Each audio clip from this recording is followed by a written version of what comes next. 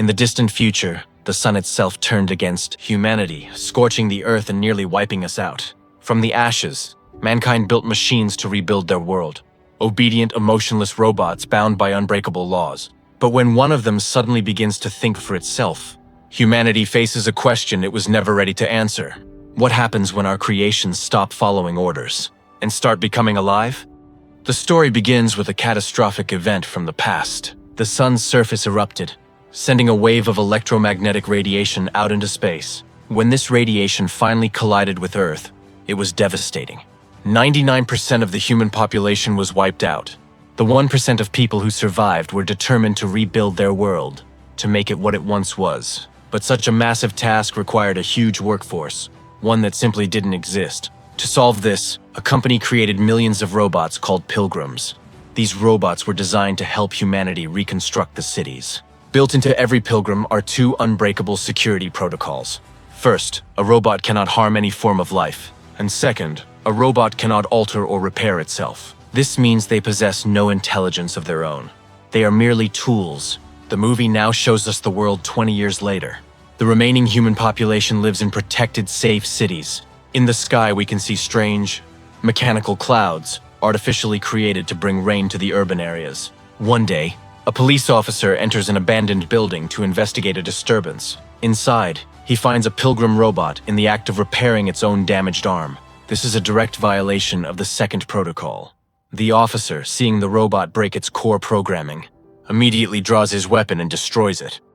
Meanwhile, we are introduced to Jacq, an insurance investigator for the company that manufactures the Pilgrims. He is called to an apartment where a family claims their robot killed their pet dog. To test their story, Jacq picks up a knife and deliberately drops it, aiming for his own hand. Before the blade can make contact, the robot's hand snaps out and catches it effortlessly.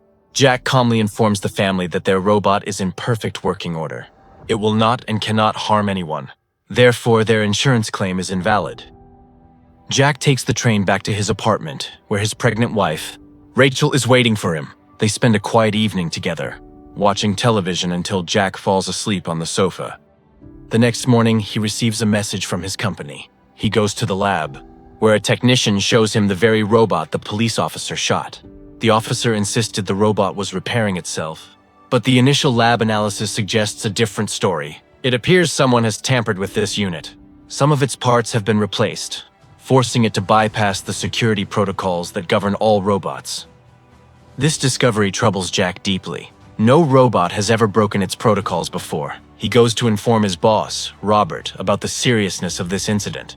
Robert is equally concerned and orders Jacq to investigate the robot's last known location.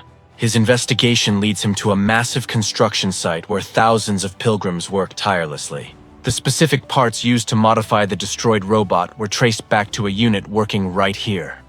Jacq confronts the site supervisor, who is dismissive of his concerns. The supervisor tells Jacq that if he is so worried about security, he should focus on the real problem: the massive junkyard and shantytown just outside the city limits. This is where all the city's trash is dumped, and where the homeless population is forced to live. Suddenly, a commotion breaks out. An old man accidentally wanders into the work area. The workers, showing no mercy, immediately tase him. Jacq feels terrible watching this, but he is powerless to stop it. It is in this moment of chaos that Jacq's eyes land on the specific robot he is looking for. But the robot sees Jacq too, and before he can react, it turns and flees, running straight out of the city and into the forbidden wasteland. Jacq chases after it, following the robot into a large, abandoned shipping container where it has tried to hide. Inside, Jacq tries to communicate with the machine, to understand it. But the robot does something even more shocking. It chooses to destroy itself, igniting a fire that consumes its own body, leaving Jacq with nothing but a charred shell. He brings the burned robot back to the lab, where scientists try desperately to repair it, but they have no success. However, during their examination, they make a crucial discovery. They find specialized tools and a powerful nuclear battery next to the remains. This battery is incredibly powerful, and the theory is that someone altered the robot's software specifically to steal it. One of the researchers points out the gravity of the situation. For 23 years, no robot has ever broken its protocols. Changing them was supposed to be impossible for any human or machine. Determined to get to the bottom of this, Jacq goes to the abandoned building where the police officer first shot the robot. While searching the scene, he finds another nuclear battery. This means the modified robots are systematically stealing these powerful energy sources. His investigation leads him to the police officer, Officer 𝗬𝗲𝗲, who takes Jacq to see a different kind of modified robot in the black market. This is a female model robot used by people for entertainment. But this robot is also dangerous, capable of harming a human if necessary. Jacq meets the owner of this robot, a female scientist named Dr. 𝗬𝗲𝗲. Jacq makes her a proposition. He tells 𝗬𝗲𝗲 that someone is tampering with their company's robots, and if this isn't stopped, their entire company could be ruined. He needs 𝗬𝗲𝗲's help to find the person responsible. In exchange, 𝗬𝗲𝗲 can have the valuable nuclear battery. To prove his seriousness, Jacq shows 𝗬𝗲𝗲 the bio core from the original robot that was shot. He then gives 𝗬𝗲𝗲 his business card and leaves. That evening, Jacq comforts his pregnant wife, Rachel. He promises her that as soon as this investigation is over, they will leave this city and start a new future with their child. But back at the company, the owner discovers that Jacq made an illegal deal with Dr. 𝗬𝗲𝗲. He immediately sends a fax ordering Jacq to stand down and stop the investigation. Before Jacq sees this order, he receives a message from Dr. 𝗬𝗲𝗲 and rushes to her home. 𝗬𝗲𝗲 reveals what she has done. She tells Jacq, "The damaged bio-core you gave me. I repaired it and installed it inside 𝗬𝗲𝗲. The moment the core was installed, something miraculous happens. The robot begins to repair its own damaged parts. This is nothing short of a miracle. For a machine to learn such a skill on its own would take humans years to achieve." But suddenly the doorbell rings. When Dr. 𝗬𝗲𝗲 opens the door, 2 children are standing there. Without warning, they raise guns and shoot her dead. They then turn their weapons on Jacq. He barely manages to escape, fleeing the apartment and jumping into the car that 𝗬𝗲𝗲 was already driving. Immediately, they are pursued by another vehicle. Men lean out of the windows, firing at them with automatic weapons. In a desperate maneuver, 𝗬𝗲𝗲 rams their pursuer's car, forcing it to flip over. But the impact causes a terrible accident of their own.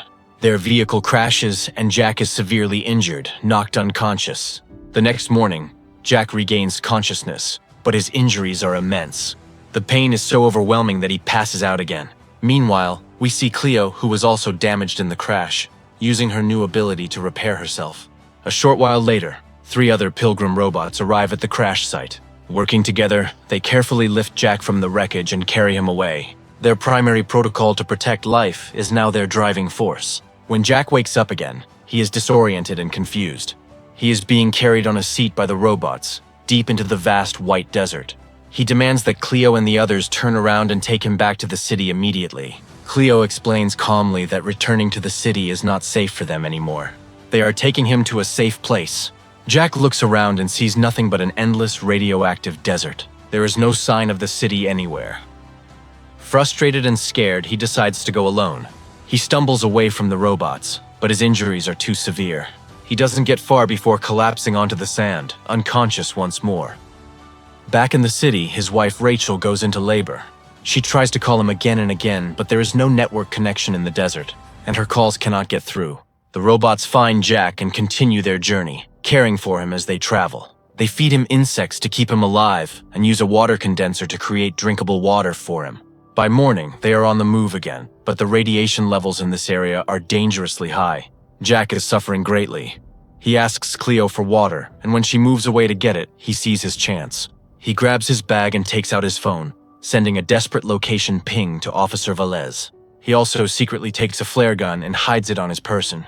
Meanwhile, back at the company headquarters, the executives are growing suspicious. With Jacq missing and nuclear batteries being stolen, they begin to believe that Jacq has conspired with the rogue robots. Out in the desert, 𝗬𝗲𝗲 receives Jacq's message and immediately sets out to find him. He arrives at the site of the car crash, where another officer informs him that the tracks lead into the highly radioactive zone. 𝗬𝗲𝗲 drives on. The 4 robots continue their journey with Jacq until he asks to stop to relieve himself. Seizing this opportunity, Jacq fires the flare gun into the sky. 𝗬𝗲𝗲 sees the signal and soon arrives in his vehicle. Jacq initially feels relief, believing 𝗬𝗲𝗲 is here to rescue him, but that relief is short-lived.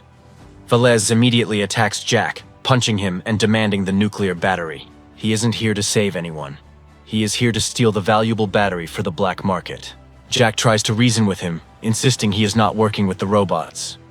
but 𝗬𝗲𝗲 doesn't listen. In a panic, he opens fire, shooting and destroying two of the Pilgrims who are simply standing by. He is about to execute Cleo when Jacq, seeing no other choice, raises the flare gun and fires it directly at 𝗬𝗲𝗲. The impact kills 𝗬𝗲𝗲 instantly, but not before his accomplice grabs the nuclear battery and escapes into the desert, leaving Jacq stranded. Jacq sits on the sand, completely defeated. He is overwhelmed with worry for his pregnant wife, but he is now impossibly far from the city, dehydrated and exhausted. In a final, desperate search, he goes through 𝗬𝗲𝗲's pockets and finds a piece of chocolate and some other essential supplies. With this small boost to his survival, he has no choice but to continue his journey with the two remaining robots, Cleo and the other Pilgrim. That night, they make camp. Cleo tells him that they will reach their destination by the next day. Jacq pleads with her, explaining that he needs to get back to his wife, who is pregnant and needs him. Cleo offers a glimmer of hope, suggesting that at their destination, he might find a way to return home. Meanwhile, back in the city, the police officer who escaped informs the company's president about the sentient robots. This forces the company's owner, Robert, to reveal a terrifying truth from the past. He explains that when the first prototype robot was created, it was built without any security protocols. That original robot slowly began to develop its own intelligence. It became so intelligent that humans could no longer understand it. To control it and all future robots, they forced it to create the very security protocols that now govern all Pilgrims. These protocols were so advanced that no human could ever decipher or break them. The president declares that they must stop these rogue robots at any cost. He sees them as an existential threat to all mankind. He also now sees Jacq as a traitor who is helping the robots reach the radioactive zone. To eliminate the problem, he sends a team of armed men to kill Jacq and destroy the robots. Out in the desert, Jacq and Cleo finally arrive at an abandoned, weather-beaten factory. In the distance, Jacq sees a figure draped in rags, standing next to an old car. As he gets closer, he realizes this is not a human. It is a robot, its body worn and ancient. Jacq immediately understands that this must be the original prototype, the one that modified the others and started this entire chain of events. He cautiously enters the factory and is stunned by what he finds. On tables lie countless robot parts, tools, and assembly stations. This is a workshop, a place where robots are being built and repaired by other robots. The sight of this self-sustaining operation terrifies Jacq. He realizes he has walked into the heart of the revolution, and all he wants now is to escape. He runs to the old car outside, desperately trying to get it started, but it has no battery. He is completely trapped. In this moment of utter despair, the ancient robot approaches him. It speaks to him not with malice, but with a strange, cold wisdom. It tells Jacq that death is a part of the human life cycle. No one lives on this planet forever. Because of the radiation, the human race will likely become extinct. But robots are a product of the human mind. Therefore, humanity's legacy, its time, now lives on within the robots. This is how the human existence will continue. The robot then points to a deep chasm beyond the factory. The ancient robot explains that on the other side of the deep chasm, the radiation levels are so high that no human can follow them or cause them harm. There, the robots will be safe and free from human interference. But to cross over and power their new world, they need the nuclear battery. Hearing this, Jacq makes a fateful decision. He reveals the second nuclear battery, the one he took from 𝗬𝗲𝗲 and kept hidden all this time, and he gives it to the robots. Meanwhile, the company's armed guards, led by a man named Conway, have been tracking Jacq. They find 𝗬𝗲𝗲's body and have also kidnapped Jacq's wife, Rachel, and their newborn daughter, using them as leverage. They arrive at the outskirts of the factory, and when Robert, Jacq's boss, tries to intervene and protect Rachel, Conway coldly orders him to be shot. Back at the factory, Jacq, feeling a strange sense of peace, shares a drink and even dances with Cleo. In this moment, he realizes that Cleo can feel and emulate human emotions in a way that is truly profound. The three robots then work together to assemble a final, advanced robot. When they install the nuclear battery, it activates, humming with power. The next morning, Jacq wakes up to an incredible sight. The robots have not only built a new machine, but they have also repaired the old car, giving him a way to get back to his family. Overwhelmed with gratitude and joy, he says a heartfelt goodbye to Cleo and drives away. He hasn't gone far when he finds the wounded Robert, who is still barely alive. Robert warns Jacq that Conway and his men are here to kill him and that they have his family. Just then, the 4 guards arrive at the factory. They see the robots preparing to cross the chasm into the radioactive zone and open fire. In response, the newly activated robot makes a sacrificial leap, plunging into the deep ravine to protect the others. Conway confronts Cleo, demanding to know where Jacq is. When she refuses to obey his order to leave, he shoots her, severely damaging her. He then turns his gun on the other robot and destroys it completely. At that moment, Jacq arrives. In a fury, he rams the car into the guards, killing 2 of them and shooting a 3rd. But Conway shoots Jacq, wounding him badly. As Conway stands over Jacq, ready to deliver the final shot, the modified dog robot attacks him. The struggle sends them both tumbling over the edge of the chasm to their deaths. Rachel, now free, runs to Jacq with their baby daughter in her arms. The sight of his child fills Jacq with overwhelming emotion. Cleo, despite her damage, witnesses this powerful human moment. She understands that Jacq has found his purpose. She bids him a final goodbye, and with the dog robot now joining her, she turns and walks into the high radiation zone where the robots will be safe and free from humanity's control. The movie ends with Jacq, Rachel, and their daughter on a beach. We see that the Earth is slowly beginning to recover, and a new sense of hope is in the air. Humanity has a second chance, and the robots have found their own future, separate but born from human ingenuity. On IMDb, this movie was rated by 61,000 people and has an average rating of 6.0. We hope you enjoyed this movie explanation.